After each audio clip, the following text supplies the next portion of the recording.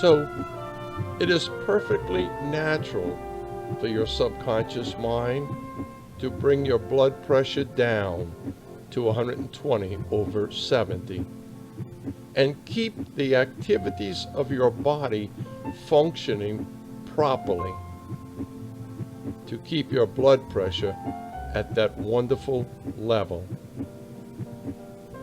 You're realizing more and more that your subconscious mind controls all the activities and processes of your body. So, your conscious mind can continue relaxing. There's nothing your conscious mind needs to do at this moment.